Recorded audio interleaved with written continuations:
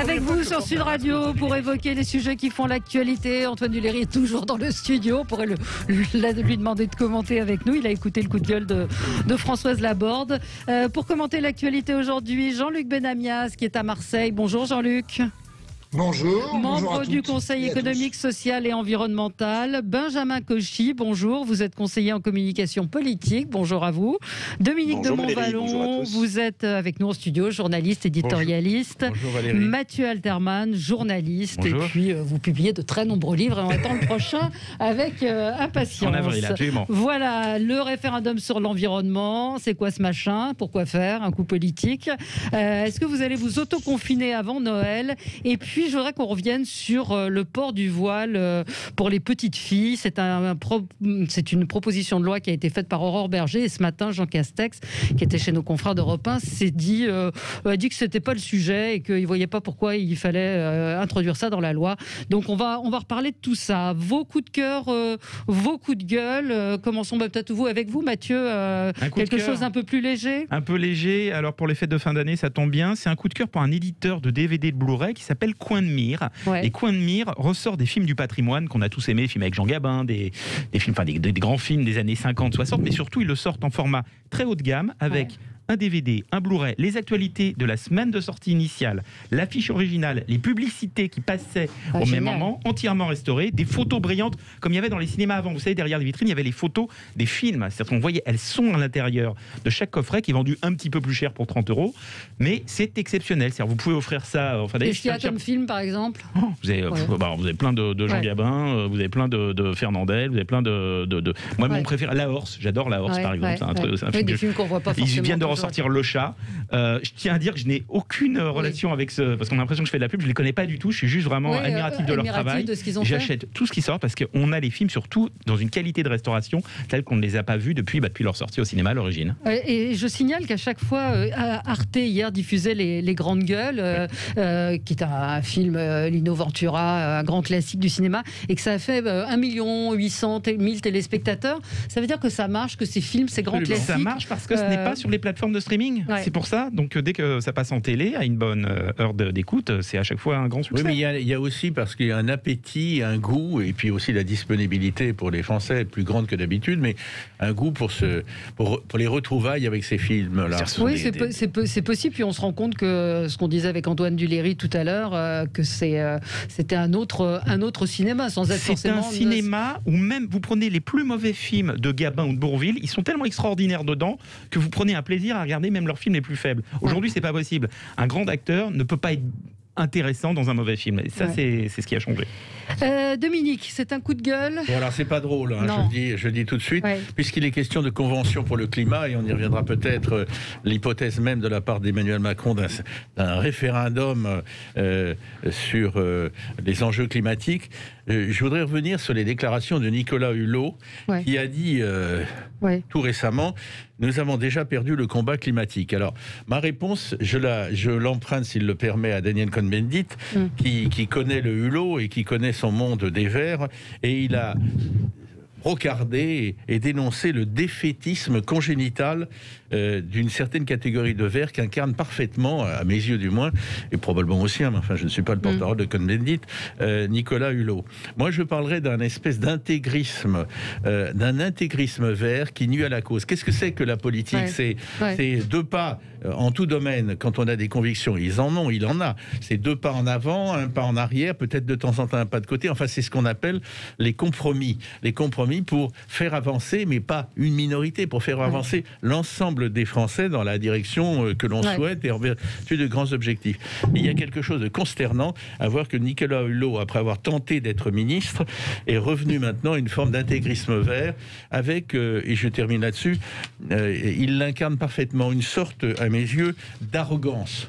Qui n'est pas celle de tous les Verts, j'entends bien, mais qui est quand même l'arrogance verte vaut largement l'arrogance qui était reprochée au début du quinquennat à Emmanuel Macron. Notre ami Jean-Luc Benamias a un petit sourire sur les lèvres, il connaît bien Nicolas Hulot. Je vous donne la parole quand on revient, retour de... C'est comme ça. Voilà, c'est comme ça vous laisse le temps de répondre au coup de gueule de Dominique, et en même temps, on va évidemment reparler d'écologie avec la convention, avec cette cette convention citoyenne et avec le référendum sur l'environnement. À tout de suite sur Sud Radio. Vous sur Sud Radio avec Mathieu Alterman, Dominique de Montvalon, Benjamin Cauchy et Jean-Luc Benamias. On revient évidemment sur l'annonce qui a été faite hier par le président de la République d'un référendum sur l'environnement. On va parler également de s'auto-confiner avant Noël et puis de l'interdiction du voile aux petites filles, amendement déposé par Aurore Berger. Peut-être un petit mot alors, Jean-Luc Benamias, sur ce que disait sur le coup de gueule de Dominique de Montvalon contre Nicolas Hulot. Vous préférez répondre tout à l'heure? Non, c'est bon, je vais répondre maintenant. Oui. Dominique, opposer Danny Cohn-Bendit et Nicolas Hulot, c'est totalement ridicule. C'est des gens qui se connaissent par cœur. Ils n'ont pas tant de divergence d'opinion que cela. Nicolas Hulot, traiter Nicolas Hulot d'intégriste, alors là, dans le monde de l'écologie, il en existe des intégristes, mais c'est pas Nicolas Hulot. Non. Voilà, on y reviendra sur. Oui, on va y revenir sur l'environnement. L'histoire du référendum. Mais vraiment, je connais les deux par cœur. J'ai été directeur de campagne de Danny Cohn-Bendit, je me suis occupé de Nicolas Hulot, j'ai même écrit un livre sur lui. Bon voilà, c'est totalement... Enfin, c'est bizarre comme attitude parce que ça n'a pas vraiment de sens, Dominique. Bon, écoutez, allez-y. Non mais juste un mot pour dire que mes citations sont des citations. Le défaitisme congénital de Nicolas Hulot, c'est la citation tirée des propos de Cohn-Bendit. Oui, mais ça n'a pas de sens. On va pas faire de débat, d'exégèse des Verts. Ou d'ailleurs, Jean-Luc Benamias m'écraserait du coup, évidemment, sans difficulté. Alors, Jean-Luc, vous avez un coup de gueule. Personne, Dominique. Vous avez un coup de gueule contre le monde, contre ce qui est en train de se passer dans le monde culturel. Oui, tout le monde le voit. Ouais. Je n'ai rien contre les lieux de culte qui vont rester ouverts et c'est tant mieux, très bien, parfait. Il a fallu d'ailleurs que ça passe en Conseil d'État pour qu'on ouvre un peu plus largement les lieux de culte. Je vois pas tellement, et d'ailleurs le monde de la culture le dit lui-même, aussi bien les cinémas, les théâtres et autres artistes. Qu'est-ce qui fait la différence entre une église, une mosquée, une synagogue, un temple et un lieu de culture? Tout le monde avait pris les mesures nécessaires, réduction du nombre de gens dans les salles, les pratiques sanitaires évidemment encore augmentées. Voilà, il y a de quoi se demander, après d'ailleurs l'histoire de la non-ouverture des librairies pendant très longtemps, comment le gouvernement ou le chef de l'État appréhende le monde de la culture. C'est très étonnant. Oui, c'est un débat sans fin. Non, mais il a raison. Attendez, je voudrais souligner une chose. Nous sommes le seul pays à le faire. Non. Ah si, la plupart des pays n'ont pas fermé les cinémas comme nous l'avons fait et les théâtres. Non, ce matin, Jean Castex a demandé à Sonia Mabrouk de lui citer un seul théâtre ouvert en Europe. Je dirais, on dit un peu aussi tout et n'importe quoi. Je ne comprends pas parce que... Est-ce qu'il y a un théâtre ou un cinéma ouvert en Europe ? Vous savez, au théâtre ou au cinéma, on regarde tous dans la même direction, alors que dans les lieux de culte, on est susceptible de se parler, non, mais puis ils ne peuvent pas faire faillite. Vous répondez pas à ma question. La différence, c'est l'espace. Dans une église ou une cathédrale, c'est pas une chapelle. Mais ça ne justifie rien. Le débat reste ouvert. Mais l'idée de dire que c'est la même chose qu'un théâtre, un petit théâtre fermé, ça me surprend. J'adore le théâtre, mais quand même. Non, mais là où je suis... Dominique, il y a des lieux de culte extrêmement petits. Je ne fais pas les cathédrales. Non, mais vous prenez l'exemple des lieux de culte qui peut prêter à polémique ou voir des intentions derrière. Mais il y a eu des images du prolongement, de l'inauguration, du prolongement de la ligne de métro hier à Saint-Ouen, de la ligne 14, et les images sont absolument hallucinantes. C'est-à-dire que vous avez des centaines de personnes qui sont massées derrière des grilles et qui descendent et qui s'engouffrent sous les applaudissements dans la nouvelle station mairie de Saint-Ouen. Il faudrait d'abord... Pour moi, Valérie, il faut noter ce que vous notez, mais je me permettrai de dire qu'avant ça, ça manifeste l'attente qui datait de dizaines d'années, en tout cas de plusieurs années, et certainement bien au-delà de quelques mois, de toute une population avec l'ouverture de cette nouvelle ligne complémentaire. Commençons par dire les choses comme elles sont. Non, mais c'est très bien, cette ouverture est très bien. Mais les images sont extrêmement choquantes. Bien sûr, mais un moment, pour revenir sur le théâtre et le cinéma, il y a quand même une vaste hypocrisie. La vérité, c'est qu'en parlant sur le cinéma, la plupart des distributeurs n'avaient pas l'intention de sortir les films dans ces conditions. Donc il est très facile de se plaindre d'avoir des manifestations cet après-midi, des gens du cinéma qui disent regardez. La vérité, c'est qu'il n'y a aucun film américain quasiment qui sort depuis 7-8 mois. Le James Bond a 1 an de retard et vous avez eu plein d'exemples de réalisateurs français qui n'ont pas voulu... Le film de Valérie Lemercier qui n'est pas sorti. C'est dommage qu'il n'y ait pas du cousu humain. Au lieu de décisions générales qui tombent sur la tête de tout le monde et nous coupent du théâtre et du cinéma, il y avait des possibilités de faire du pragmatisme. Moi je suis d'accord. Je sais pas, Benjamin Cauchy, j'entends tout ce que vous dites, mais on a quand même l'Allemagne qui reconfine. On a une explosion des cas. Les Pays-Bas aussi. On a quand même une épidémie qui est là. Enfin, on a beau dire que c'est pas vrai, que c'est tout ce que vous voulez. Il convient d'avoir la pétoche. Je pense qu'il faut être quand même. Parce que les Français, ce qu'ils veulent, c'est que soit on confine complètement, soit on fait rien. C'est pas le milieu. Et là, on a l'impression d'un milieu qui n'est pas compris, qui n'est pas clair. Benjamin Cauchy. Chacun veut qu'on confine les autres. Oui, Benjamin.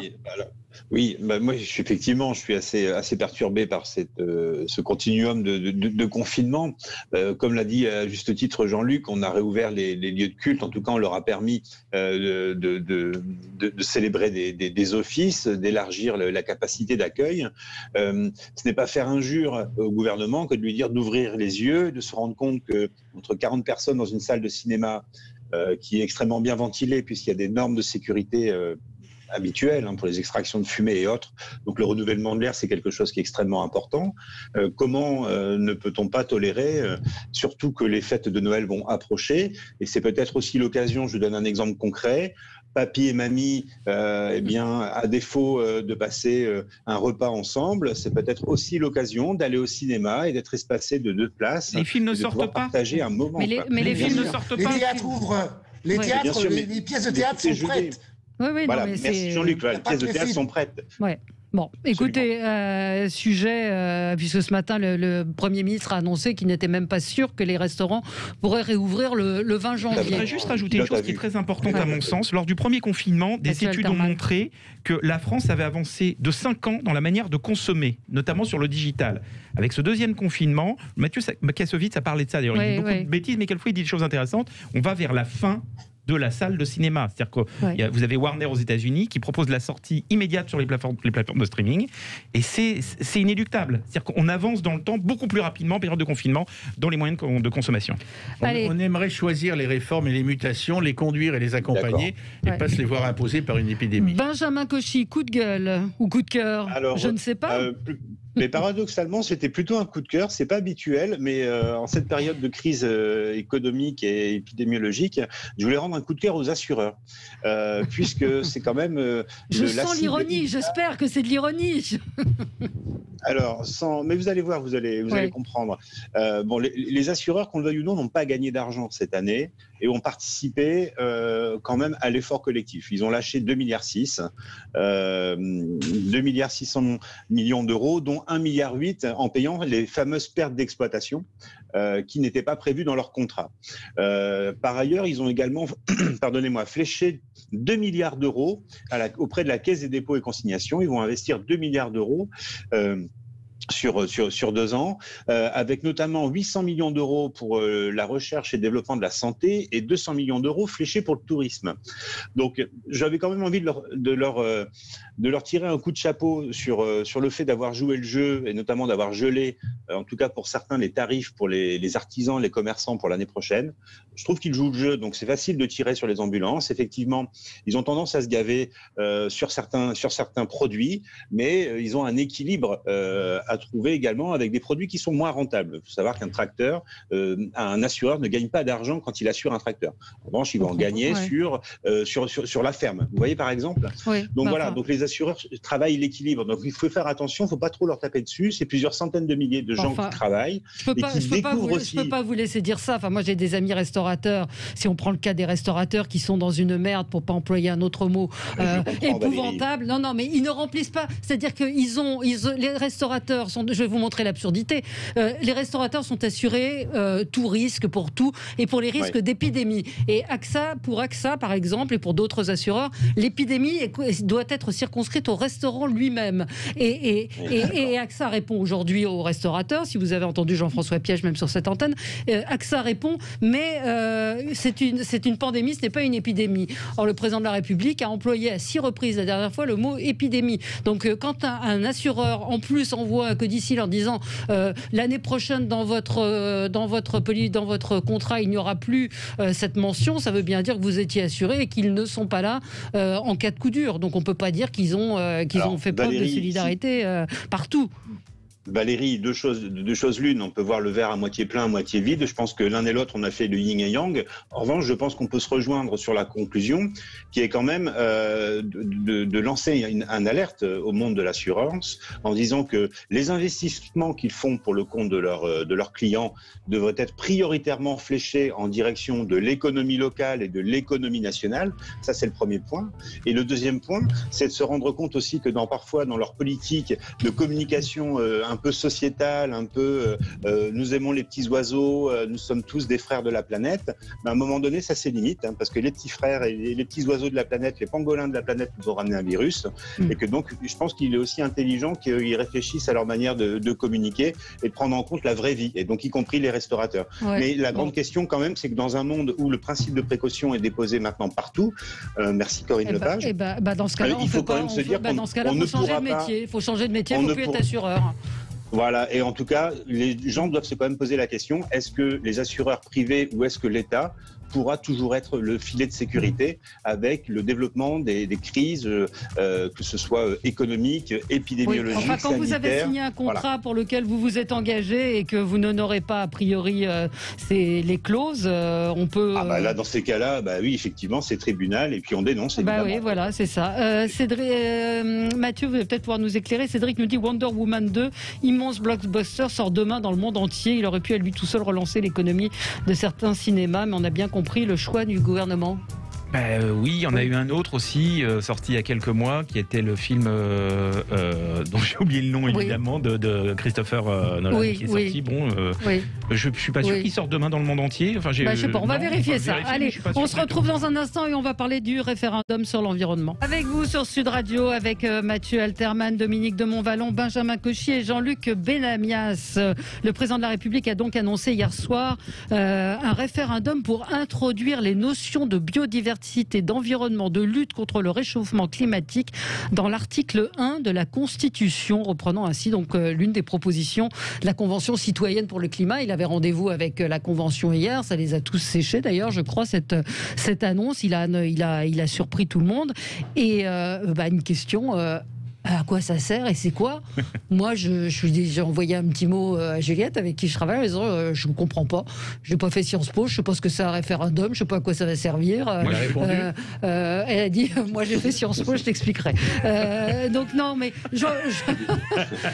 moi j'ai pas fait Sciences Po. Donc elle se la pète un peu quand même. Elle se la pète vachement. Elle m'a dit je te ferai un cours et tout ça. Non, mais plus sérieusement, c'est quoi? C'est un coup de bluff? C'est un référendum qui de toute façon n'aura pas lieu? C'est ce que vous dites est intéressant. Moi, je suis très circonspect sur les référendums en fin de mandature. Ouais. Pour moi, ça ne tient pas. Un référendum, il est en début de mandature. Le meilleur exemple étant celui de 1988 sur la Nouvelle-Calédonie, qui était un référendum qui portait sur une question réelle. Les référendums en fin de mandature sont des prétextes. C'est jamais sur le sujet, en fait, qu'on interroge les gens. C'est des tests de popularité, des manipulations politiques. Donc non, je n'y crois pas une seconde. C'est un gadget, quoi. Ouais. De Jean-Luc Benamias, vous êtes écologiste. C'est bien joué. Juste avant la présidentielle, chercher un plébiscite sur une question, évidemment. Sur le fond, bien sûr, c'est très bien, c'est très beau, c'est formidable. Mais sur la réalité structurelle de ce qu'il faudrait faire pour que ça soit suivi des faits, il n'y aura rien, évidemment. Donc, tout ça, moi je ne suis pas certain que les 150 citoyens soient si surpris que ça. Ils attendaient d'autres réponses, évidemment, des réponses beaucoup plus précises, beaucoup plus pratiques sur les sujets divers et variés qui sont tout à fait discutables. Tout n'est pas, parce que des citoyens décident un truc, tout n'est pas à prendre ou à laisser. Emmanuel Macron a rappelé quelque chose d'important dans ce cadre-là, c'est de dire qu'il existait quand même un Parlement et un Sénat en France qui devaient décider. Pour le reste, clairement, on n'a rien appris hier, rien du tout. Et donc, il cherche un plébiscite. Moi, je ne sais pas si ce référendum aura lieu. Difficile de répondre non. Non, mais ou pas, parce que un référendum, souvent, on vote pour ou contre le président de la République. Non, Dominique de Montvalon, vous qui avez un peu de bouteille politique, un peu d'expérience. J'ai de l'ancienneté, j'ai toujours la mémoire. Oui, absolument. Je vais vous dire, la convention, ce que je ressens, la convention citoyenne, surtout le tour qui a été pris au fil des semaines, m'amenait à une certaine perplexité. Je trouvais, en gros, que le crédit qui lui était accordé, l'importance politique qui lui était accordée par l'Élysée était démesurée par rapport au rôle quand même normal du Parlement en général. Maintenant, ensuite, deuxième étape, j'ai vu qu'il poussait les feux, ces citoyens, comme on dit. Les autres sont sans doute, je ne sais pas ce qu'ils sont aussi des citoyens.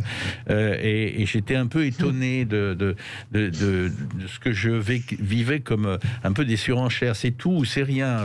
Vous nous cédez ça et ça, ou alors on dira que vous n'êtes pas un écologiste dûment breveté. Mais alors, là, le comble, et je finis, c'est le comble. Mais c'est quoi? Comment vous l'expliquez politiquement? Comment vous l'expliquez politiquement? C'est-à-dire... mais je ne me l'explique pas, parce que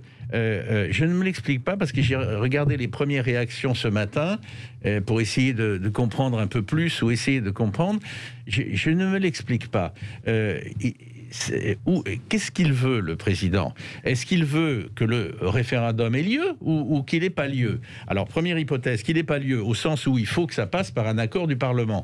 Il est possible que les oppositions, dans leur diversité et parfois leur contradiction, fassent obstacle à la tenue de ce référendum. Alors là, ça fait manip de la part d'Emmanuel Macron de faire la démonstration, mais j'aurais voulu, mais ils n'ont pas voulu. Deuxième hypothèse, malgré tout, il faut différentes conditions. On aurait en fin de mandat, comme vous l'avez souligné, un référendum. Mais attendez, c'est la catastrophe qui attend Emmanuel Macron à la clé, c'est-à-dire abstention.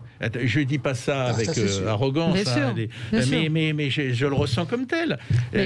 Abstention massive et possibilité d'une victoire ambiguë, certes, mais ce serait une victoire du non. On a un auditeur, Chris, qui nous dit justement, si nous ne votons pas, il dira, voyez, les Français se fichent de l'écologie, et si on vote, il dira, voyez, je suis trop fort. Mais c'est une manipulation pas envers les Français, mais envers l'opposition. Le non peut l'emporter. Mais la stratégie d'Emmanuel Macron depuis le début de sa mandature, c'est de radicaliser l'opposition le plus possible par tous les moyens pour être au-dessus et de se dire finalement, il n'y a que lui de crédible. Et il fait la même chose avec ça. Il sait que les partis d'opposition vont tout faire pour que ça ne se passe pas.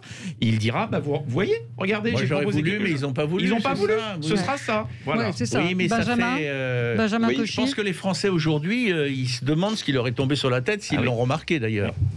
Benjamin Cauchy. Oui, il y a deux sujets dans ce référendum sur le climat. Il y a le référendum, il y a le climat. J'enfonce une porte ouverte, mais pour le coup, sur le climat, c'est aujourd'hui une tendance sociétale, et je pense que sur tout le spectre de l'échiquier politique, tout le monde a acté qu'il fallait s'inscrire dans une démarche de protection de l'environnement et de rationalité de nos échanges internationaux, et de revenir à du bon sens et à du local.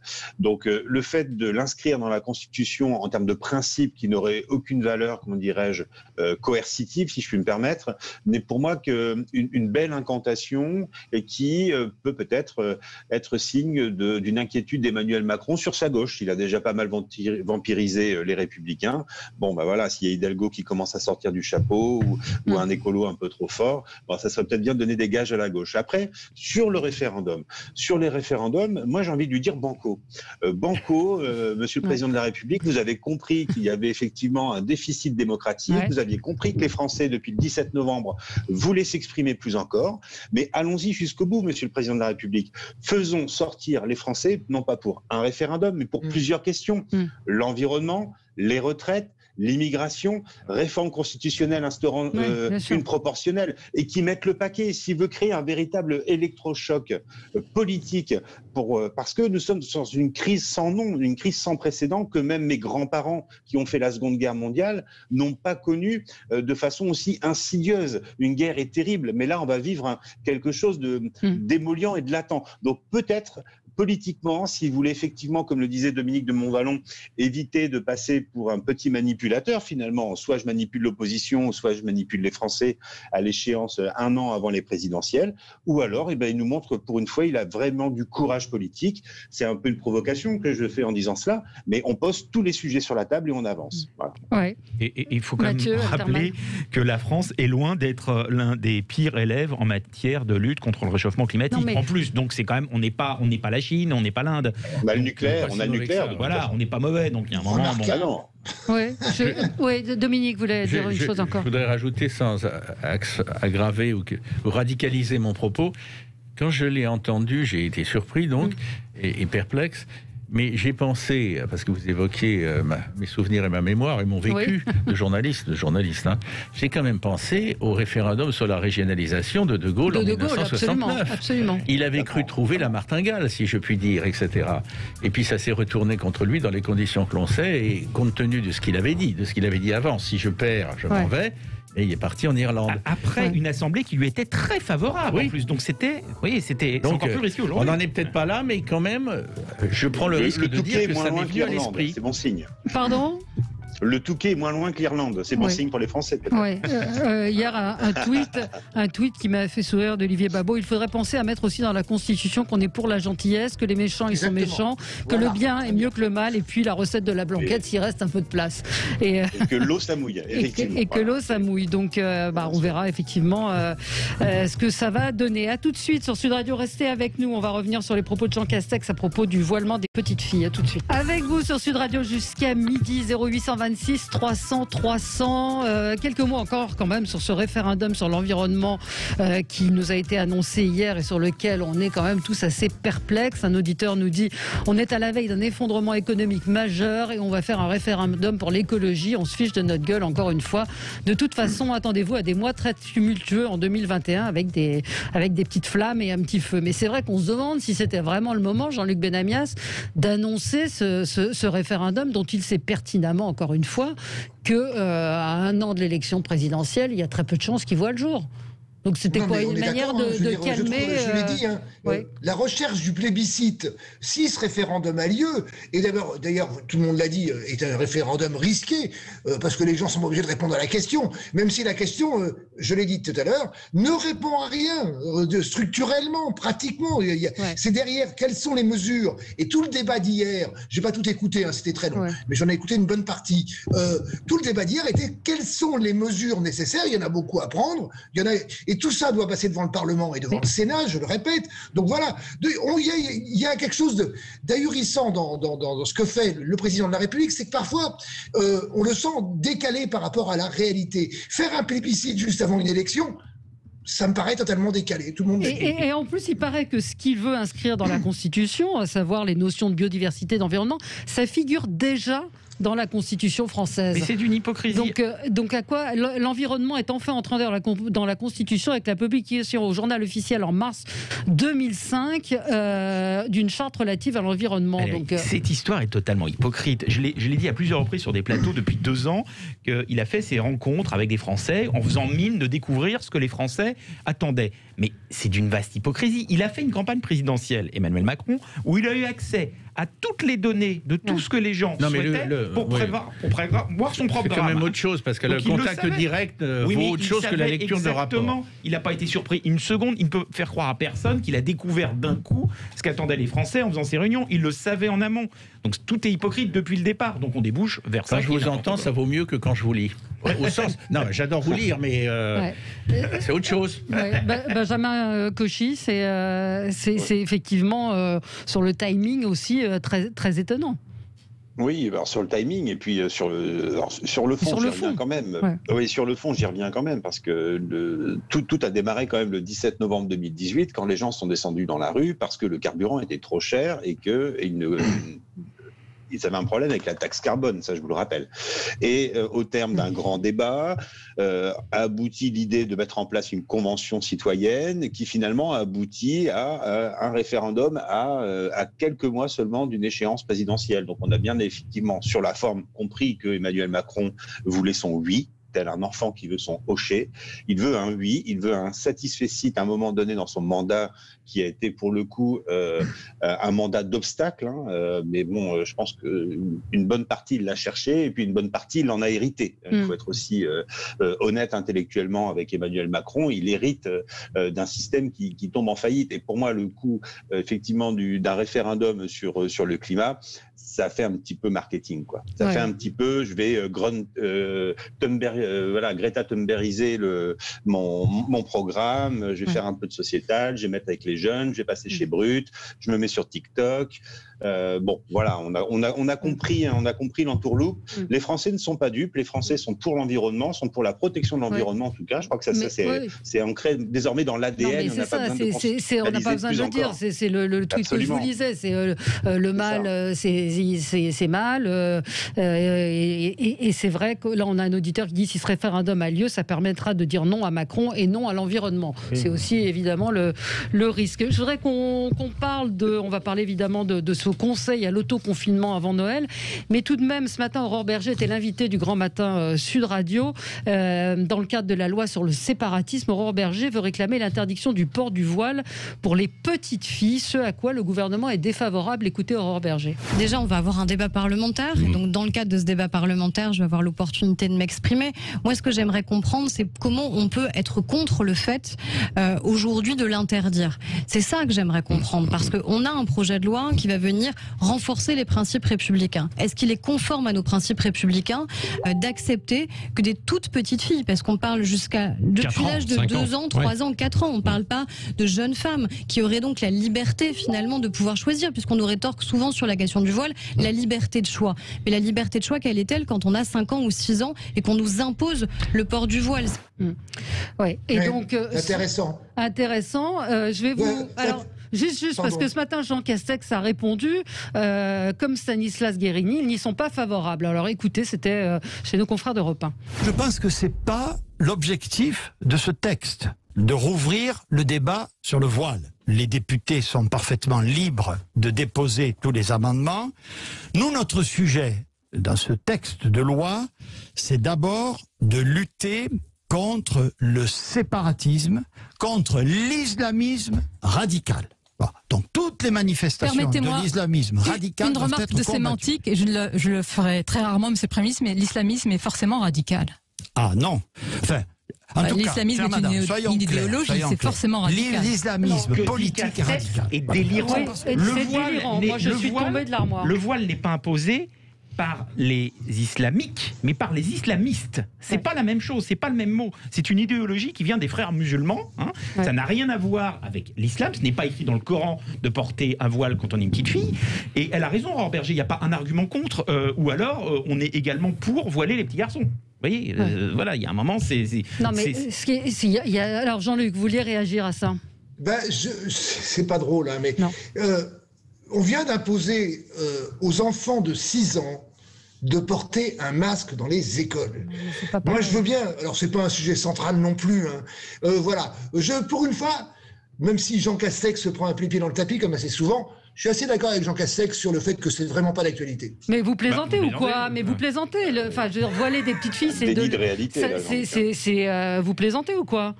Mais dans la loi, je parle. Je parle dans la loi. Si on veut lutter contre l'islamisme, déjà faire une différence entre islamisme et islamisme politique. Mais je parle pas de ça, Valérie, bien évidemment. A entièrement raison. Je viens de le dire. Il s'est pris les pieds dans le tapis. Oui. C'est bien, c'est clair. Mais comment, dans une loi contre le séparatisme culturel, on peut interdire cette pratique qui est de voiler des petites filles dès l'âge de 3 ans? Benjamin Cauchy. Moi, je pense que c'est une bonne initiative de la part d'Aurore Berger, pour le coup. Je pense que ça permet non pas, comme dirait Jean Castex, de rouvrir un débat inutile, mais plutôt de clarifier, de trancher un débat au cœur de ce dispositif. Il n'y a aucune religion qui peut prétendre prendre main basse sur la protection de l'enfant et sur les règles qui régissent notre pays. Donc je sens bien que forcément Jean Castex n'a pas envie d'allumer encore une fois une mèche de communautarisme, de raviver.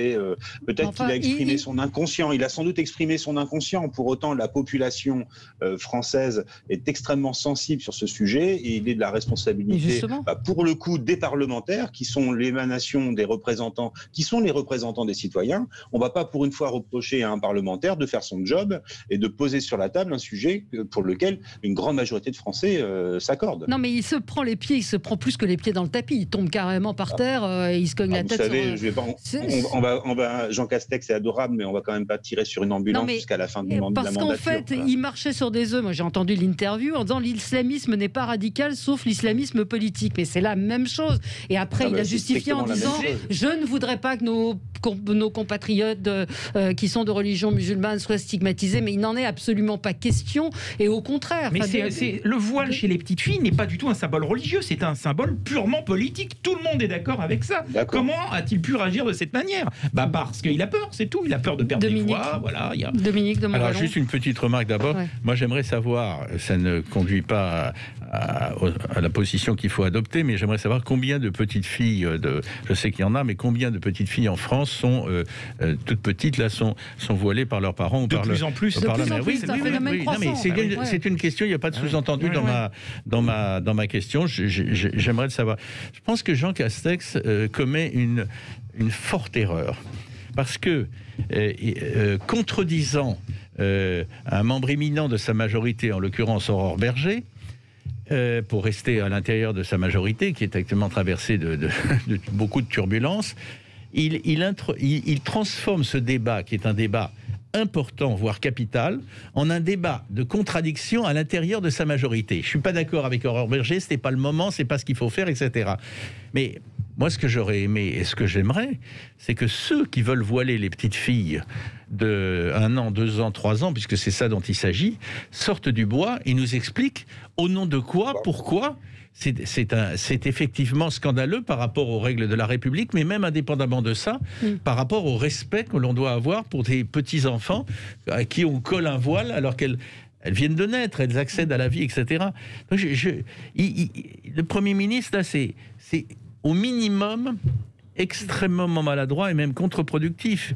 Il nourrit un débat, il alimente plutôt. Non, il alimente un débat qui divise sa majorité, et au-delà d'ailleurs, dans le cas précis, alors que c'est ceux qui veulent voiler les petites filles qui doivent s'expliquer. C'est ceux-là, ceux et celles qui veulent les voiler, qui doivent s'expliquer et qui doivent être ensuite contredits. Mais je pense que c'est un problème d'égo. Si Aurore Berger était proche d'Édouard Philippe, voilà, et ça l'ennuie.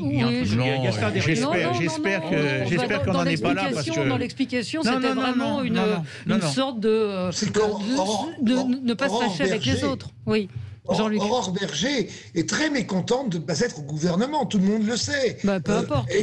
Elle a trouvé une idée plus ou moins originale. Voilà. Et d'ailleurs, elle a réussi. Elle a réussi, mais elle ne fait pas que ce sujet. Elle ne fait pas que ce sujet. Elle ne fait pas que ce sujet au gouvernement. Elle est à la tête de la réforme sur le droit de digitalisation de l'audiovisuel. Enfin, elle ne fait pas que ça. Non. Alors, on a une auditrice. Oui, personne n'en parlait de ça. Là, maintenant, tout le monde en parle. Oui. Lucia nous dit peu importe le nombre de petites filles voilées, une, c'est déjà de trop. Pourquoi ? C'est quoi cette question ? C'est important. Elle a raison. C'est quoi cette question ? Elle a tout à fait raison. Et effectivement, un auditeur était choqué, Jean-Luc Benamias, quand vous comparez le masque qu'on met aux enfants au voile qu'on met à un enfant pour le soumettre à Dieu. C'est pas exactement la même chose. Je l'ai dit moi-même en commençant. Donc cet auditeur a raison. Oui. Alors on a une auditrice, Yamina, qui souhaitait réagir. Bonjour Yamina. Oui, bonjour Valérie. Merci de me prendre à l'antenne. Et effectivement, moi j'ai bondi de ma chaise en écoutant la déclaration du Premier ministre ce matin et choquée d'ailleurs de la déclaration du commentaire fait par Jean-Luc Benamias. Comparer le masque au voilement des petites filles, c'est tout de même, on atteint le summum là. On atteint le summum de je ne sais quoi, peut-être du ridicule, mais j'espère que c'était une plaisanterie. Alors, donc, le Premier ministre argue comme argument que le texte de loi, déjà, il y a eu un premier renoncement puisqu'on est passé de la loi contre le séparatisme au renforcement des principes de la République. Voilà donc un premier renoncement puisqu'il faut nommer les choses quand on veut lutter contre cette chose-là en l'occurrence. Et puis, plus loin, il disait, donc, pour ne pas ouvrir le débat sur le voile, mais il se contredit quelques lignes, quelques mots après, en disant que la loi, en l'occurrence, qui sera votée, vise entre autres, à lutter contre le lavage du cerveau. Alors c'est quoi le voile voilement des petites filles, c'est pas du lavage de cerveau politique islamiste. Et c'est quoi c'est quoi cette peur? C'est quoi ce renoncement pour ne pas dire les choses? L'islamisme, c'est l'islamisme. Il n'y a pas besoin de dire de l'islamisme radical ou de l'islamisme politique. L'islamisme est par essence radical. L'islamisme est par essence politique, et le voilement des jeunes filles, des petites filles qu'on voit de plus en plus. Vous n'avez qu'à vous balader dans certaines villes en Ile-de-France, mais ailleurs d'ailleurs, pour voir de plus en plus de petites filles voilées, de plus en plus de petites filles aller dans les écoles coraniques voilées pour apprendre le Coran, ou des petites filles voilées aller pour apprendre l'arabe sous couvert d'apprendre l'arabe par des associations islamistes en l'occurrence, voilées de la tête aux pieds. Et ça, on l'observe. Il suffit juste de se balader, aller jeudi à Argenteuil, à Saint-Denis, mais dans beaucoup d'autres villes. J'invite justement vous inviter à aller se balader une journée et faire la tournée de ces villes-là pour voir, par exemple, un samedi ou un dimanche ou un vendredi devant les mosquées. Ils verront ce qui se passe. Ils verront ce qui se passe aujourd'hui en France. Donc le voilement des petites filles n'est pas du séparatisme. Le voilement du petite fille n'est pas du lavage de cerveau. Mais quelle génération allons-nous préparer? Est-ce qu'on arrive, est-ce que ce gouvernement arrive à se projeter plus loin que son nez? Mais de quelle génération qui va se séparer qu'on est en train de préparer? Bravo, merci Yamina, merci de votre intervention. Bravo, vous avez entièrement raison. Je voudrais juste rajouter, il faudrait rappeler à Jean Castex et à peut-être d'autres que dans le monde, on tue et on enferme des femmes quand elles veulent enlever leur voile et jamais quand elles veulent le porter. Voilà. Ouais. Donc voilà, Marie-Hélène nous dit encore l'histoire du pas de vague. C'est vrai que moi j'ai été étonnée par la réaction de Jean-Luc Benamias, oui un peu, mais de Jean Castex. C'est gentil Valérie, merci. Non, mais faire islamisme, c'est politique, donc faire cette nuance. J'ai pas dit le contraire. Non, je vous parle pas de vous, je parle de Jean Castex, c'est être à côté de la plaque sur le sujet quand même, non? De faire une nuance entre islamisme politique et islamisme tout court. Alors, Sonia Mabrouk a raison de dire que c'est de la sémantique, mais elle est essentielle cette sémantique. Moi, je donne acte au gouvernement d'avoir osé aborder, on verra dans quel état arrive le texte à la fin, d'avoir osé aborder ce sujet devant lequel que tout le monde fuyait quelque part ou repoussait aux calendes. On s'aperçoit que c'est un sujet absolument central pour la vie des Français ensemble et pour la République tout court. Maintenant, c'est vrai, non mais j'ajoute quand même, parce qu'ayant dit ça, que je suis inquiet et perplexe et troublé par la façon dont le Premier ministre, c'est d'ailleurs l'état de la situation. Il est interviewé superbement d'ailleurs par Sonia Mabrouk ce matin sur Europe 1 et il y avait d'autres sujets qui auraient pu surgir, mais il y a beaucoup de sujets entre l'épidémie, le ceci, le cela, les vaccins, les trucs. Et j'ai l'impression que le Premier ministre, en quelque sorte, est un peu débordé par la situation enfin bref, je veux quitter le domaine psychologique pour le domaine politique. J'ai peur qu'on arrive dans une impasse à la fin. Il se prend tous les tapis, il habite chez Saint-Maclou, c'est ce qu'il faut dire. Je crois que c'est ça en fait, Jean Castex. Allez, on se retrouve dans un petit instant pour parler d'un autoconfinement avant Noël. 10 jours avant Noël, le Conseil scientifique recommande aux Français de s'autoconfiner. 0826 300 300. Avez-vous l'intention de vous autoconfiner? À tout de suite. Avec vous sur Sud Radio pour le 10h midi. Nous commentons l'actualité. Alors 10 jours avant Noël, le Conseil scientifique recommande aux Français de s'autoconfiner pendant une semaine avant le réveillon pour limiter les risques, et l'idéal serait donc de télétravailler toute la semaine, de retirer les enfants de l'école dès jeudi. Les scientifiques appellent également à recourir à des tests les jours qui précèdent les réveillons de Noël et du jour de l'an, sauf si vous n'avez pas de symptômes, donc je sais pas, c'est un peu dur en même temps, ni pris de risque pendant cette semaine cruciale. En gros, si vous vous isolez pendant 7 jours et que vous n'avez pas de symptômes, vous n'avez pas besoin de faire de tests et vous pourrez aller voir papy et mamie. Et je rappelle que les Pays-Bas, on l'a dit en début d'émission, reconfinent pendant 5 semaines. L'Allemagne ferme les commerces non essentiels et les écoles. Alors, 2 questions. Est-ce qu'on en fait assez en France et est-ce que les Français vont s'auto-confiner ou pas? J'ai l'impression qu'on dit faites comme vous le sentez. Oui, c'est un peu ça. C'est exactement ça. D'un gouvernement de dire faites comme vous le sentez. Oui, mais après, si on vous dit autre chose, on va vous dire qu'on vous infantilise. Après, vous dites oui, mais on nous infantilise. Donc, non, moi, je pense qu'on infantilise en disant faites comme vous le sentez, justement. Moi, je ne suis pas d'accord avec vous. Bah non, aux enfants, vous dites pas faites comme vous sentez. Moi, je suis soit pour le confinement ferme, c'est-à-dire un vrai confinement, comme il aura dû avoir lieu dès le mois d'octobre, et pas du tout ce qu'on a fait, ce couvre-feu qui a servi absolument à rien. Et donc, bon, moi, à titre personnel, je m'autoconfine, mais je suis un peu hypocondriaque, et donc je fais très attention, mais à un moment, on a l'impression que c'est à la carte, quoi. C'est pas un menu imposé, c'est à la carte. Donc les Français, il y a des gens qui sont excessivement prudents, qui vont le faire, et puis d'autres qui s'en foutent. On voit, il y a des fêtes tous les jours, on apprend qu'il y a des fêtes avec 500 personnes sans masque, et que la seule chose qu'on leur fait, c'est de leur donner une amende de 120 €. Donc ceux-là ne changeront rien. Vous voulez pas qu'on tire dans le tas quand même? Non, mais je pense que les gens qui font... mais je comprends pas. Je veux pas qu'on tire dans le tas. Non, les gens mais qui font des fêtes c'est une clandestines. boutade, je tiens à le dire pour les auditeurs qui seraient étonnés. Mais, qu'est-ce que vous voulez en disant ça? C'est ça. Je veux que les gens qui font des fêtes, 500 personnes dans une salle sans masque, on peut envisager des peines d'1 mois de prison parce qu'ils mettent en danger la santé d'autrui. Et c'est un peu plus que 120 € d'amende. Et c'est le cas dans de nombreux pays européens où il y a des peines de prison qui sont prévues et 600 000 € d'amende. C'est mise en danger d'autrui. Les jours où on ne tape pas sur la police, les jours pairs et les jours impairs, on demande à la police d'envoyer 3 bataillons. Non, mais je parle en général. 3 bataillons pour. Mais c'est paradoxal. Mais c'est scandaleux ceux qui font ces fêtes. C'est évident que c'est scandaleux. C'est irresponsable. C'est qu'il y ait 120 € d'amende et pas plus. Et alors, et vous pouvez aller plus loin. Il y a juste le propriétaire des lieux qui rend des comptes. Non, 2-3 personnes. Ils ont tous été verbalisés. Voilà. Ils ont tous été verbalisés. Jean-Luc Benhammi. Pas une seule verbalisation à Marseille. Je l'ai lu dans la Provence ce matin, avant l'émission. Pas une seule verbalisation sur cette fête de 500 personnes. Car la police nationale qui est venue, plus la BAC, ils n'étaient pas assez nombreux ce soir-là, c'est-à-dire à 1h du matin, dans les quartiers de Marseille, pour verbaliser qui que ce soit. Ils cherchent en ce moment quels sont les organisateurs, voilà où ils en sont.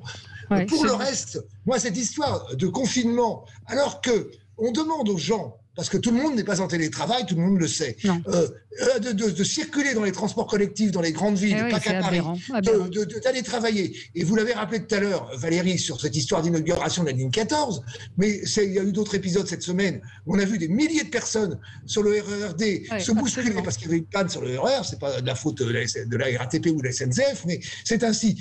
On est en pleine contradiction et ça continue à être en pleine contradiction à ce niveau-là. Soit on ferme, oui, mais alors, et encore une fois, alors là, je vais dire, vous dites, d'un côté, moi, ça fait des dizaines d'émissions où j'entends des gens autour de la table, des auditeurs dire, on nous prend pour des enfants, on nous infantilise parce qu'on nous impose des choses, etc. Parce que, et donc là, vous dites, bah non, il faut qu'on nous dise ce qu'il faut faire. Non, mais les gens qui se plaignent, j'ai pas dit ça, moi. Excusez-moi, c'est une minorité, parce que l'immense majorité des Français respectent quand même. Respectent et sont d'accord avec les mesures du gouvernement. Benjamin Cauchy? Non. Oui, je suis d'accord. Effectivement, il y a une grande majorité des sondés qui sont d'accord avec les mesures du gouvernement, mais il faudrait qu'il y ait un sondage tous les matins, parce qu'ils changent de braquet tous les matins. Donc moi, je veux bien entendre que la majorité des Français sont pour. Forcément, on arrête le confinement et on met un couvre-feu. Aller demander à un affamé s'il veut un grain de riz ou 2 grains de riz, il va vous dire 2 grains de riz. Donc ça, c'est une évidence qu'on va avoir une majorité de Français.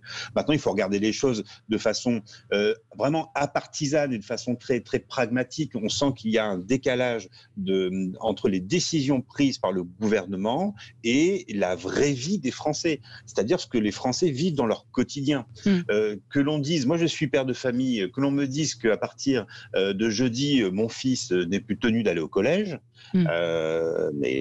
c'est bien gentil, quoi, mais il fait comment pour manger? Bon, c'est un collégien, soit il va rentrer à la maison, mais est-ce que j'ai les modes de garde? Comment tout va fonctionner? Donc j'ai la chance de pouvoir télétravailler, mais les gens qui sont à l'usine, les gens qui sont caissières dans une grande surface, les gens qui sont infirmières, comment voulez-vous qu'ils s'organisent aussi? Donc soit le gouvernement prend le postulat de dire Français, nous vous faisons confiance, assumez et prenez vos responsabilités intelligemment, ou alors on rentre dans une dictature sanitaire. Mais là, on est dans une sorte d'entre-deux finalement qui n'aboutit. Vous préférez quoi, la dictature sanitaire ou le... Je préfère la culture du bon sens, Valérie, mais a priori, on n'a pas encore trouvé le vaccin. Oui.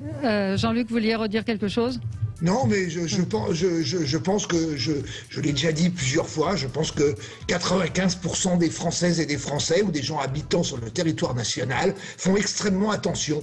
Et notamment, on le voit sur cette pratique de la mise du masque, qui est quand même extrêmement importante parce que qui avait démarré dans une confusion intense et tout le monde le sait. Voilà. Après ça, on peut sortir, on peut pas sortir. Quelle est la différence là avec le confinement? 21h, 20h, ils savaient pas quoi faire. Alors on a réduit d'1 heure.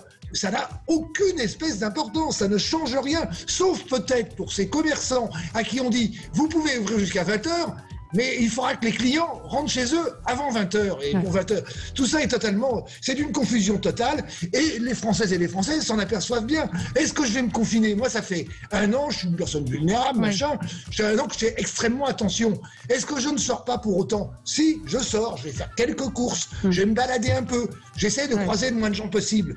Maintenant, je crois que l'ensemble des Françaises et des Français font pareil que moi. Oui, Dominique, on est d'accord. Une conclusion. Je suis d'accord avec, pas conclusion, mais je suis d'accord avec ce que disait Jean-Luc Médamias quand il disait, je l'ai bien entendu, que 95% des Français font attention et se montrent responsables. Ils tiennent compte des consignes générales et ils les adaptent, mais ils les adaptent de façon responsable. Parce que il faudrait pas, de moins que le débat se transforme et que ceux qui testent, protestent et disent, moi j'en ferai qu'à ma tête, je parle des fêtes sauvages et des choses comme ça, deviennent en quelque sorte les pivots d'une société qui en réalité, qu'est-ce qui se passe dans la société? Les gens peut-être prennent plus de précautions. L'immense majorité des gens prennent plus de précautions que les précautions qui sont préconisées par l'exécutif.